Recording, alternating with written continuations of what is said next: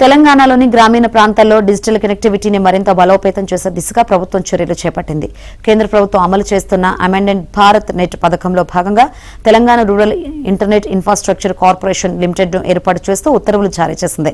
కేంద్ర టెలికమ్యూనికేషన్ శాఖ మార్గదర్శకాల మేరకు కేంద్ర రాష్ట్ర ప్రభుత్వాల సమాన భాగస్వామ్యంతో ఈ సంస్థ పనిచేయనుంది. ఈ కార్పొరేషన్ బోర్డులో రాష్ట్రం తరపున ఒక సీఈఓతో పాటు ఐటీ, ఆర్థిక, పంచాయతీరాజ్, ఇంధన శాఖల ఉన్నతాధికారులు 4 డైరెక్టర్లుగా ఉంటారు. కేంద్రం తరపున ఎక్స్ అఫీషియో చైర్మన్ 4 డైరెక్టర్లు ఉంటారు.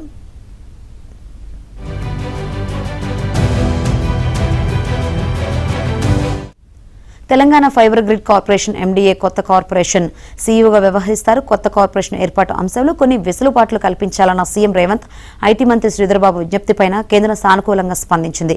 కార్పొరేషన్ నిర్వహణ, విద్యుత్ బిల్లులు, ఇతర అవసరాలకు ఏటా 260 కోట్ల చొప్పున వచ్చే 10 ఏళ్ల కోసం 2600 కోట్లు ఇచ్చేందుకు ఆమోదం తెలిపింది. గ్రామీణ ప్రాంతాల్లో డిజిటల్ కనెక్టివిటీ కోసం సాయం చేయాలన్న ప్రతిపాదనపై సానుకూలత వ్యక్తం చేసింది. భారత్ నెట్ ఉద్యమి ప్రోగ్రాం కింద తొలి విడతలో తెలంగాణలోని గ్రామీణ ప్రాంతాల్లో 3 లక్షల కనెక్షన్స్ ఇవ్వాలని, ఒక్కో కనెక్షన్కు 10,000 చొప్పున మొత్తం 300 కోట్లు ఇస్తామని తెలిపింది.